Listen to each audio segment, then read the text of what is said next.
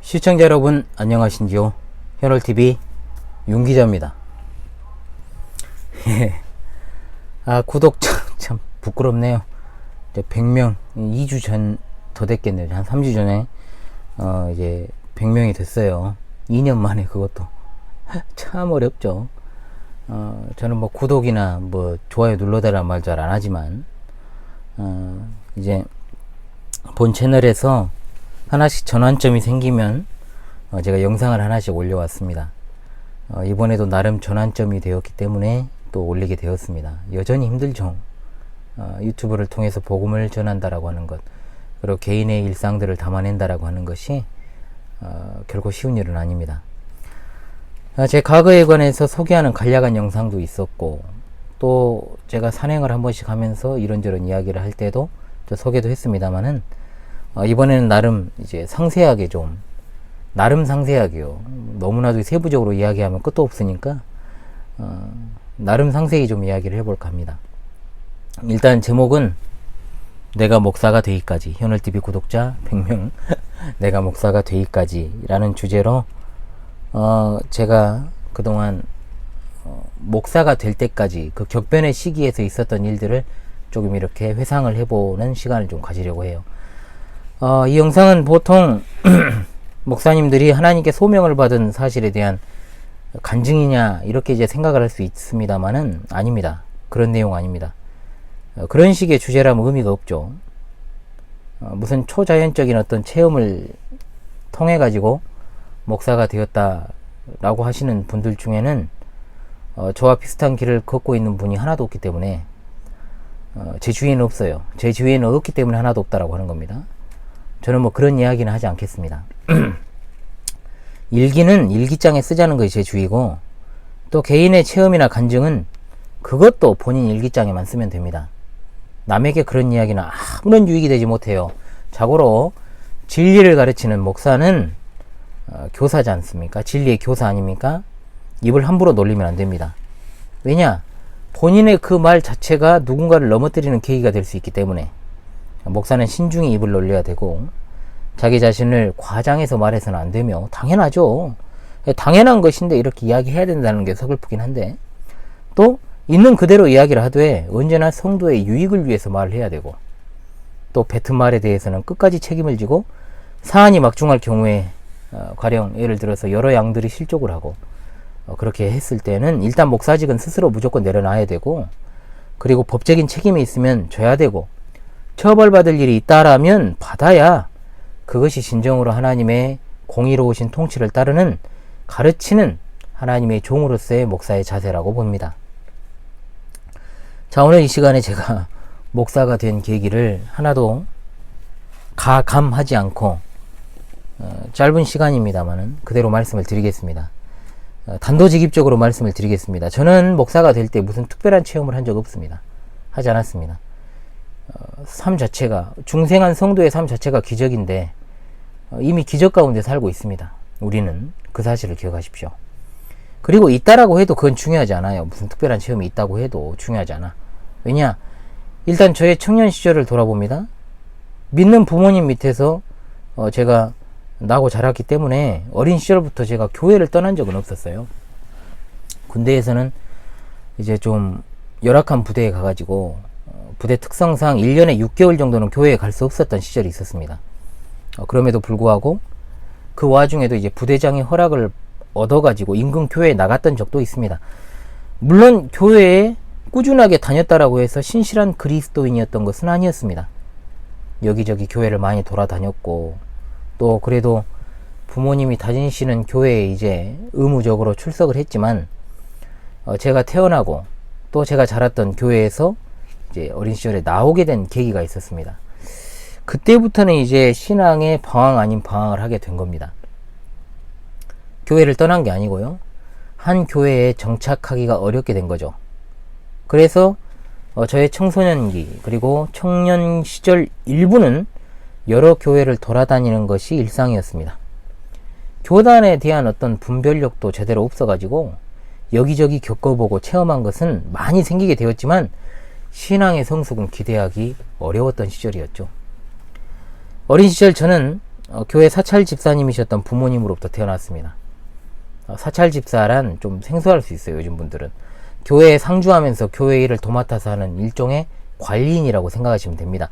과거에도 그리고 지금도 교회에서 사찰 일을 하시는 분들이 덜어 있습니다. 그냥 요즘은 통상적으로 간사라고 그렇게 표현을 하더라고요. 자연스럽게 교회에서 저는 태어났죠. 거주지가 교회니까. 어린 시절도 교회를 중심으로 해서 자랐습니다. 일전에도 말씀을 드렸습니다만 저는 딱 초등학교 3, 4학년 때까지가 가장 좋았습니다. 그 시절이 참 좋았어요. 그 이후로는 그냥 전향이었어요. 이제 한참 크고 나서까지.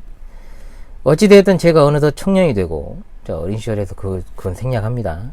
또 군대를 갔다 오고 하는 동안에 여러 가지 환경적 요인도 있었겠지만 정말 훈련소 때는 몸이 고되고 이제 다른 일상을 살아가게 되니까 정말 신앙도 열정적으로 바뀌더라고요. 왜 사람이 이 물에 빠지면 지푸라기라고 참 심정을 간다고 하잖아요. 열정이 있었죠. 그런데 그 신병교육대에서의 열정을 지속적으로 갖지는 못했어요. 그러다 보니까 제대하고 나서도 교회를 떠난 건 아니었지만 신실한 신앙으로 자라지는 못했습니다. 그런데 이제 어린 시절부터 해오던 건 계속 있을 거 아니에요. 보고 듣고 해온 건 있어가지고 이것저것 안 맡아서 한 건 없어요. 청년회장은 당연하고요. 찬양대도 하고 찬양 인도도 하고 교사도 하고 어린 시절부터 제가 교회를 떠난 적은 없으니까 당연히 저에게는 그런 일들이 어려운 일들이 아니었어요. 형식주의의 끝판왕이었죠. 그러니까 다 할 수 있었어요. 단 정말 뼛속 깊이 녹익은 신앙으로서 아름답게 자리는 잡지 못했다라는 거죠.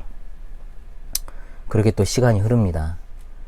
또 한 차례 이제 교회를 나갈 수밖에 없는 상황이 돼가지고 자 그런 이야기는 나중에 할게요. 효놀이 만난 이 세상 그리고 사람들 이야기 나중에 시리즈로 제가 제작할 이제 그런 생각이 있는데요. 저희 이제 누님이 세 분이 계시는데 그 누님들 중에 이제 두 분이 먼저 이제 교회를 이탈하고 또 출석하고 있던 교회가 있었습니다. 중간에 다 생략을 했어요. 여느 때와 같이 제가 주일 아침이 되니까 이거 뭐 자동으로 이제 일어나가지고 부모님이 출석하시던 교회에 가려고 이제 아침에 준비를 하는데 그날은 뭔 바람이 불어서인지 그냥 전화 한 통 받고 제가 누님들이 출석하는 교회로 가기로 마음을 먹은 거예요. 그리고 예를 들어가지고 저희 아파트 입구에서 나오면 좌회전을 하면 부모님이 가시는 교회, 우회전을 하면 누님들이 가는 교회로 가요. 저도 모르게 그냥 우회전을 했습니다. 우회전을 했어요. 갔죠.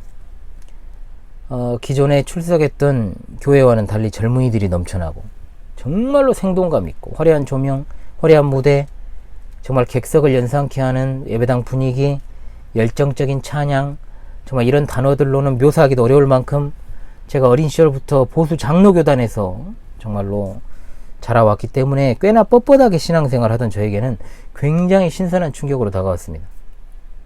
두 누님은 이미 제가 갔을 때 상당히 마음을 빼앗기고 있었고 뺏기고 있었어요. 그러니까 제가 가니까 너무나 좋아했던 기억이 납니다. 물론 이런 분위기의 교회가 수도권 지역에 많이 있다는 말을 제가 듣기는 들었어도 그런 분위기를 가진 교회가 제가 살고 있는 지역에 있다는 것, 그것도 지근거리에 있다는 것이 놀라웠고 무엇보다도 꽤나 단기간에 급성장을 이루었다는 것도 놀라웠습니다. 목회자 부부는 당시로선 상당히 젊은 축에 들어갔고 교회 자체에 노인이 없어요. 노인을 찾아보기가 어려울 정도로 그렇게 젊은 어떤 젊은이들이 넘치는 생동감이 넘치는 교회였죠. 계속해서 말씀드립니다만 제가 모태신앙이라는 말을 좋아하지 않는다고 했잖아요. 자, 뭐 그 전에도 어디 가서 그런 소리 안 했습니다. 왜냐, 현실의 신앙이 어느 정도 받쳐줘야 그런 말을 해도 쓸모가 있지. 내 삶이 개차반인데 뭔 놈의 모태신앙이라는 것이 의미가 있습니까? 그 말도 웃기고요. 모태신앙이란 말 자체도 웃긴 것이고 마침 그 교회 분위기도 모태신앙이라고 하는 사람들에 대해서 굉장히 부정적이었어요. 심지어 적대적이까지 했죠. 그 이유는 따로 있었습니다. 자, 그러나 그것 자체는 제게 문제가 되지 않았죠. 왜냐, 저도 자체도 모태신앙 별로 좋아하지 않으니까. 워낙 오랜 시간 교회를 떠나지 않고 살아왔기 때문에 진짜 우리가 군대의 말로 짬밥은 무시 못한다라고 하죠. 정말 간지 얼마 안 돼가지고 여러 교육과 수련의 과정을 다이렉트로 다 수료했습니다. 그리고 이것저것 맡아 이제 일하기 시작을 했죠. 웬만해서는 방송팀에는 핵심 멤버만 들어가기 때문에 못 들어갑니다. 그런데 저는 간지 얼마 되지 않아서 사진 촬영 파트를 맡아서 그 파트를 맡아서 수행을 했고, 이듬해에는 그곳에서는 절대로 경력이 안 되면 안 시키는, 능력 안 되면 안 시키는 청소년부 교사까지 제가 하게 되었어요. 제가 그곳에 1년 7개월 정도를 있었습니다. 1년 7개월. 굉장히 짧은 시간 같잖아요. 아니었어요. 그런데 그 1년 7개월이 제 삶의 터닝 포인트가 될 줄은 제가 꿈에도 생각하지 못했습니다. 하나님께서 잠들어 있는 영혼을 깨우시고 준비시키시는 것은 순식간입니다. 제가 누차 말씀을 드립니다. 계속 말씀드릴 거예요. 제가 어린 시절부터 뜨겁게 신앙생활을 하지 않았어도 교회를 떠난 적이 없어요. 그리고 교회에서 할 것 다 하고요. 공부할 것 다 했고요. 남 가르치는 거 다 했어요. 그런데 딱 하나, 그 정도 되면은 목사가 되려는 생각 한번 해볼 수도 있잖아요. 그런데 그런 생각은 전혀 없었습니다. 왜냐? 그 이유가 있어요. 어린 시절부터 제가 청년이 될 때까지 제 눈에 비쳤던 목사의 이미지는 전혀 좋은 게 아니었거든요. 좋지 않았어요. 거룩하고 경건한 모습보다는 권위적이고 매몰차고 몰인정하고 남 뒷담화가고 분탕질하고 싸움하고 한입 가지고 두말하고 신학이 정립이 안 돼가지고 설교 때 우왕좌왕하고 자기가 한 말 기억 못하고 그러니 이중음성 내고 성도랑 그렇고 그런 사이고 정통 교단에 속해 있지만 전혀 신학과 신앙이 정통이 아닌 사람 등등등. 사실 목사가 될라 치면 주변에 좋은 표본이 있어야 되잖아요. 그런데 전혀 그런 표본은 찾아볼 수가 없었던 게 사실입니다. 그런데 아이러니하게도 그 이유가 제가 목사가 된 이유가 된 거예요. 자, 잘 들어보십시오. 이상하게도 영 아닌 사람들이 항상 제가 출석하는 교회 담임 목사님들이었습니다. 님자 빼겠습니다. 자, 님이라고 하고 싶지가 않아서. 그런 와중에 제가 목사가 되기로 하기 직전에 그 교회를 가게 된 거예요. 누님들이 먼저 출석했던 교회. 그리고 그곳에서 아까 말씀드린 1년 7개월을 이제 보내게 되었던 겁니다. 열심히만 한 것도 아니에요. 그 1년 7개월 동안 전 전도왕도 했습니다. 전도왕. 수많은 사람들을 교회로 인도했습니다. 적어도 같은 시기에 저보다 더 많이 전도한 사람은 없었어요.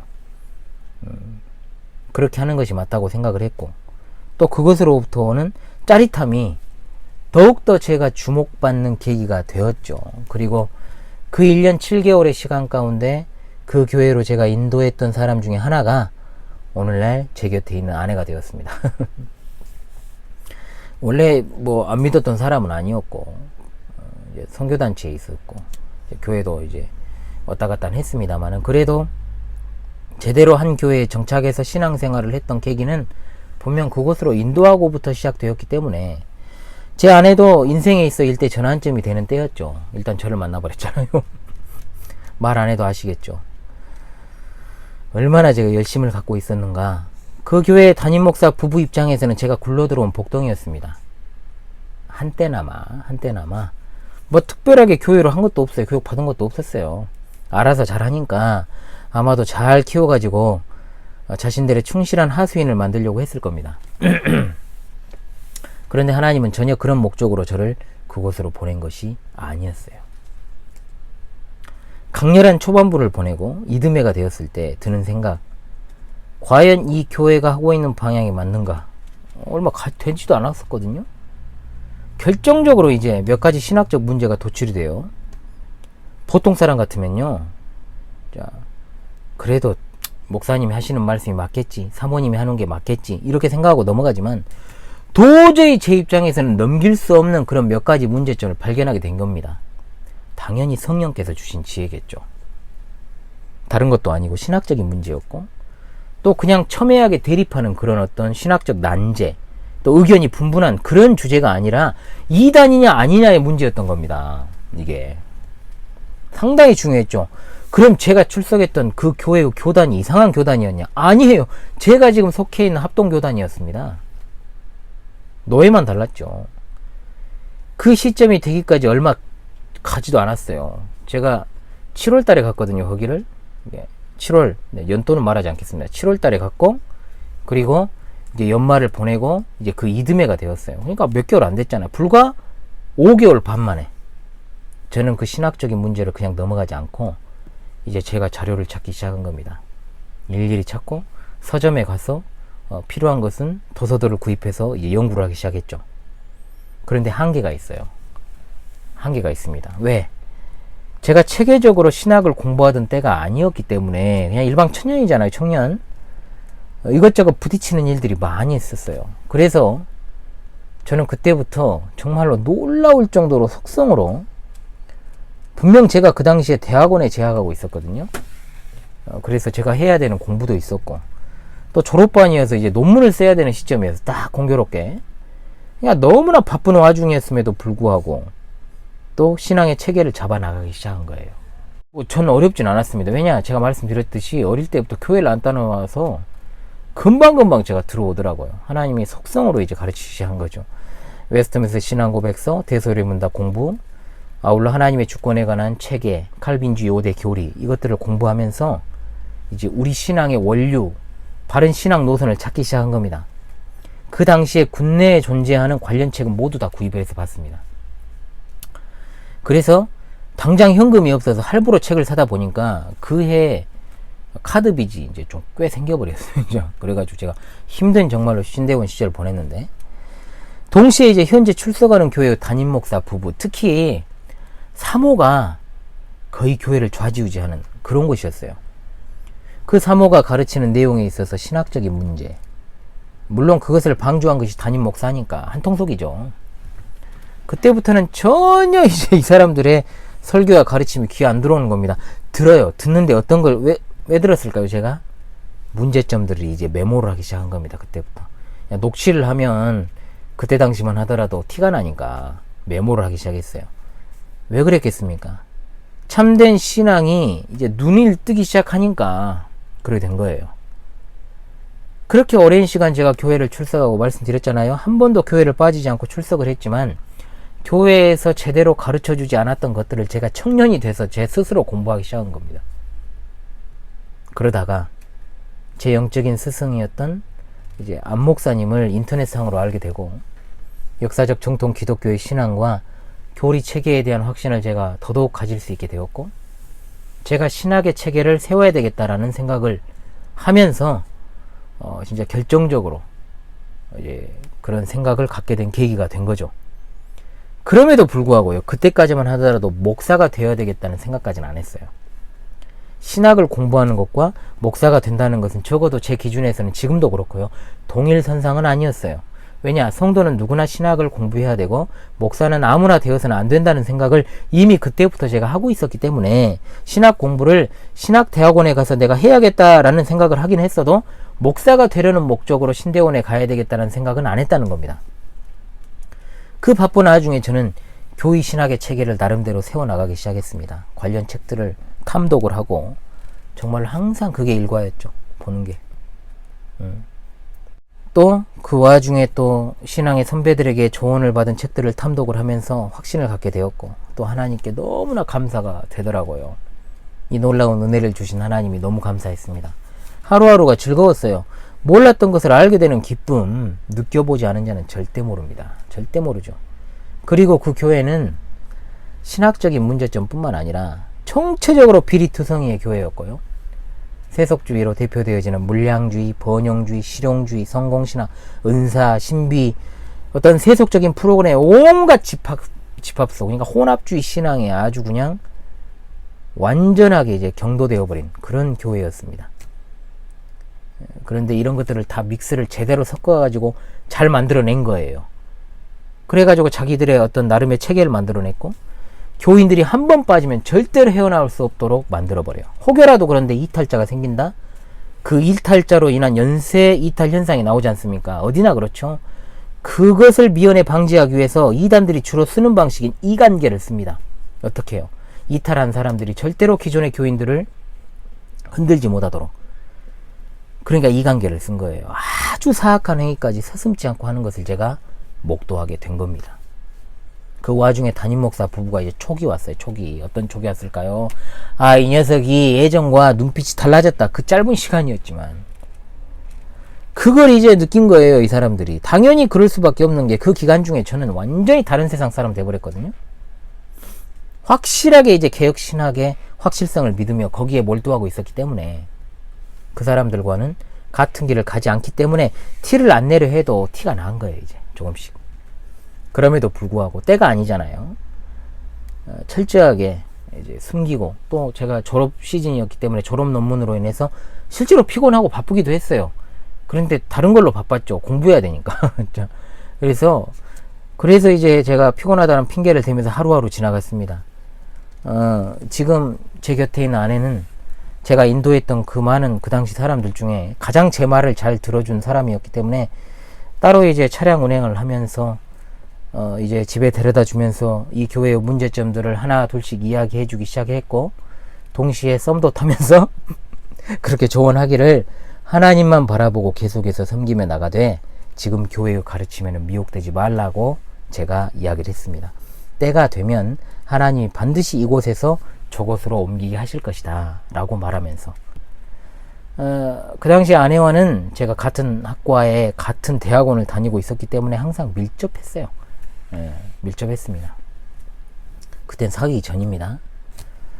그리고 이미 상당 부분 미혹되어 있던 두 누님께 이 사실을 이제 이야기하게 된 겁니다. 이미 이 두 분은, 이 두 분 중에 한 분은 상당히 교회 시스템에 피곤해하고 있었고, 그리고 지금이야 이런 저런 소리를 하시지만은 그 당시 영적인 문제 때문에 그래 된 건 아니었어요.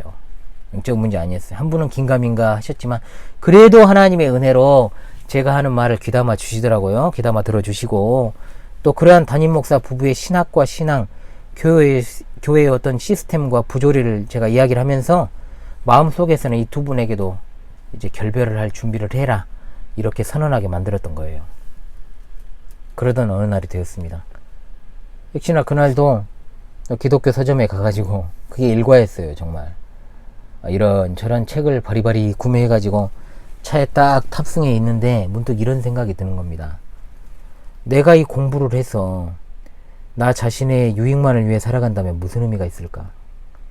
열심히 갈고 닦고 배워서 남에게 이것을 나누어주면 어떨까? 라는 생각을 한 겁니다. 제가 다시 말씀드립니다. 그냥 그런 생각이 나왔다고 하면 되는데, 꼭 남들 앞에서 간증할 때는 이걸 뭐라 그래요? 사람들이 하나님이 그런 생각을 내게 주시더라, 이런 소리 함부로 하는 거 아니에요, 여러분. 이런 소리 함부로 하지 마십시오. 응? 믿는 사람이라고 다 성령의 음성만 들립니까? 아니에요. 말 함부로 하지 마십시오. 물론 한참을 지나고 놓고 보니까 결론적으로 이제 하나님이 주신 생각이었죠. 10년도 훌쩍 넘은 과거 이야기니까. 10년이 뭡니까? 예. 그러나 그 당시에는 그렇지 않았으면서도 또 시간 좀 흘렀다고 그렇게 기억을 왜곡시키고 미화시키면 안 된다는 거 제가 말씀드려요. 그래서 간증이라는 것은요, 여러분, 다른 사람에게 절대 유익이 안 됩니다. 그리스도인은 사실만을 말해야 돼요. 제가 어느 안전이라고 거짓말을 하겠습니까? 제가 하나님의 이름으로 제가 목사가 되기까지의 과정을 이야기하는데 조금의 과장이라도 제가 있다면 하나님이 지금 즉시 제게 벌 위에 벌을 내리실 줄로 믿습니다. 장난입니다. 그럴 일이 없다는 거예요. 예, 그럴 일이 없다는 것을 여러분, 좀 분위기를 좀 풀어보려고 제가 이야기를 드린 겁니다. 자, 그런 생각이 드니까 이제 그냥 살아온 세월들이 막 주마등처럼 스쳐 지나간다고 하잖아요. 그런데 이제 때마침 흘러나오는, 아니죠, 라디오는 아니었으니까 제가 과장하면 안 된다 그랬어요. 절대로 과장 절대 하면 안 됩니다. 제가 틀었던 CD 플레이어에서 교묘하게 제 상황과 맞아떨어지는 곡이 나온 거예요. 감정이 고조가 되죠. 사람이라는 게 얼마나 음악에 영향을 많이 받습니까? 예수님은 노래 가사가 그래요. 그 당시에 들었던 노래 가사가, 십자가의 끔찍한 고난 앞에서 아버지의 뜻에 순종하셨는데 이것이 참된 사랑이 아니면 무엇인가? 아무짝에도 쓸모없는 나 같은 죄인을 위해 십자가에 달리셨는데, 이제 그 생각이 든 거예요. 나 같은 놈이 뭐라고 신학만 하느냐, 목사가 되느냐 마느냐 저울질을 하고 있고, 신학 공부만 할 거면 배워서 남 줄 일도 없잖아요. 배워서 남 주려면 진리의 교사인 목사가 돼야 되는데, 여전히 갈팡질팡하는 나의 모습이 거기에서 딱 깨져버린 거예요. 이제 차 안에서 뭐 두 번 고민할 필요가 없더군요. 그 전까지만 해도 밤이면 밤마다 노래같이 목사가 되는 건 아니 목사 아니야. 목사, 내가 뭔 목사, 뭐 하려고, 신학 공부만 하자, 그러면 되는 거 아니야? 그렇게 내리 누르던 저였어요. 그런데 주님의 부르심을 받았으면 내가 가진 은사를 당연히 주의 교회를 위해 써야 되지 않겠는가? 사람들을 위해 써야 되지 않겠는가? 내가 그렇게 목사들을 비판하고 잘못된 형태의 목사들을 보면서 그러면 내가 저런 목사가 안 되면 되지 않겠는가? 라는 생각을 했다는 겁니다. 내가 가진 은사, 제가 가진 은사는 어린 시절부터 가르치는 은사가 있었습니다. 어린 시절부터. 그리고요, 또 제가 과장 안 하고 말씀드릴게요. 엄청 책을 읽었어요. 책을. 어린 시절 제 별명이 책벌레였습니다. 어린 시절 방학 때 제 일과를 한번 말씀드릴까요? 가장 좋았던 시절이니까. 학교 다닐 때는 학교 공부도 해야 되고 숙제도 해야 되잖아요. 책 많이 못 읽죠. 물론 저녁에는 골방에 들어가가지고 당시 백열전구 아래에서 책 많이 읽었습니다. 그래도 감사하게도 눈은 겁나게 좋습니다. 제가 눈. 전 평소에 안경 안 씁니다. 이거는 그냥 컨셉용입니다.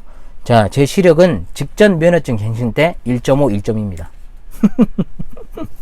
방학 때는 자유로워요. 초등학교 때 하나님이 은혜 주셔서 시력이 좋아요. 지금 아이들처럼 학원 몇 개씩 다니고 그럴 일 없으니까 아침에 일어나면 일과가 그래요. 밥 먹고 마루에서 책 읽다가 혼자 돌아다니며 사색하고 배고프면 또 들어와서 밥 먹고 책 읽다가 마루에서 잠깐 자는 꿀잠, 그리고 또 나가서 곤충 채집도 하고 또 이런저런 사색하며 하루를 보냈어요. 독서 습관은 원래부터 있었습니다. 그냥 그렇게 물려받은 거죠. 그런 책을 좋아하는 습성을. 책을 좋아해서 제가 학교 공부는 싫어했어도 제가 좋아하는 분야 공부하는 건 너무 즐거워했던 사람이에요. 대학교 가서도 저는 학과 공부 잘 안 했어요. 제가 하고 싶은 그런 공부했습니다. 뭐 그럼 학과 성적이 안 좋았을까요? 아니요. 저 4점대로 졸업했어요. 왜냐하면 뭐 제가 천재가 아니고 전혀 저 똑똑하지 않습니다. 어려운 학과 출신이 아니었으니까 웬만큼 그냥 벼락치기 해도 성적 나왔어요. 솔직히 제가 말합니다. 이렇게 제가 그렇게 생겨 먹었어요. 그러니까 제가 소속돼 있는 데에 대한 어떤 약간 그 뭐라 해야 될까요? 반항아적 기질이 좀 있었다라고 봐야 될까요? 그런 제가 이제 신학에 꽂혔으니 일상에 이제 신학서적과 신앙서적에 파묻혀 살았죠. 그런 와중에 그 마음을 갖게 된 거예요. 아까 제가 말씀드린 이제는 목사의 길을 가야겠다. 지나온 세월들에 대한 후회, 감사. 그러니까 이제 한바탕 눈물을 흘리고 또 이제는 그 이후로는 전혀 뒤를 보지 않았습니다. 당연히 저는 이제 목사가 되어야 했던 목사의 길을 가기로 마음 먹은 겁니다. 그 이야기 했을 때 주변 반응이 별로 안 좋았어요. 솔직히 지금이야 아니었다고 말하겠지만 일단 아버지가 상심을 많이 하셨습니다. 들은 바에 의하면 자식놈 하나 잘 키워서 선생님 되나 싶었더니 버려버렸다고 대놓고는 이제 말씀 못하죠. 저한테. 제가 한번 마음 먹은 것에 대해서 누가 태클 거는 거 굉장히 싫어하거든요. 누님 중에 한 분은 거지같이 살려고 신학교에 간다냐 하고 하는 말을 또 전해 들은 거예요. 제가 제 앞에서는 못하지요. 다시 말씀드립니다만 저는 제가 옳다고 생각하면 주의 아랑곳하지 않고 저 그냥 혼자라도 그 길 가는 사람입니다. 그런 스타일이에요. 그러니까 말은 대놓고 안 해도 환영하는 사람은 별로 없더라고요. 그나마 어머니께서는 저의 뜻을 존중해 주시고 별 말씀 안 하셨습니다. 그리고 가장 환영하지 않았던 사람이 누구였을까요? 바로 그 교회 담임 목사 부부였습니다. 물론 신학교 입학 문제를 이야기하기 위해서 제가 면담을 신청했어요. 물론 제가 그들에게 허락을 받고 신학교에 가려고 면담을 신청한 건 아니었습니다. 분위기는 그래요. 항상 지금도 그렇습니다. 신학대학원에 간다는 거는 목회자가 된다는 것과 동의어였어요. 그러니까 당연히 먹고 살만한 일성교회 목사님들 중에 자기 아들이 아니고서는 성도 중에 누가 신학대학원 간다 하면 싫어해요. 100%입니다. 싫어해요. 굉장히 이기적인 생각이죠. 그것도. 그렇지 않습니까? 내가 가고자 마음먹으면 가는 거지 뭔 놈의 허락입니까? 하나님이 보내시면 보내실 것이고 막으려고 하시면 어떻게든 막으실 텐데 그래 누가 봐도 하나님이 제 편이라는 확신이 있었기 때문에 왜? 제가 가고자 하는 방향이 성경적이고 진리였고 정도였거든요. 확신을 했거든요. 또 한편으로는 어찌되든 제가 그곳에서 목회자 후보생 고시를 담임 목사 추천서를 받아야 되니까 그걸 통해 봐야 되고 또 말을 하기는 해야 되니까 그 이유가 있었고 또 한 가지 목적이 있었어요. 뭐냐? 면담을 통해서 이 사람들의 정체를 확실하게 좀 알아야 되겠다. 자, 이 생각으로 면담을 신청했지만 계속 미루는 거예요. 눈치를 챘다고 그랬잖아요. 답답하지요. 당연히 암묵적으로 반대를 하는 겁니다. 또 스스로 제풀에 지치기를 바랬는지도 몰라요. 그러나 뭐 하나님이 그렇게 하시기로 하셨는데 방해가 되겠습니까? 드디어 저는 영적으로 매우 용하고 사람의 모든 것을 꿰뚫어 보고 개인 면담은 복채받고 해주는 매우 신통방통한 사모와 면담을 하게 되었답니다. 어떻게 되었을까요? 제1부 여기까지 합니다. 내가 목사가 되기까지 제2부에서 찾아뵙도록 하겠습니다. 감사합니다.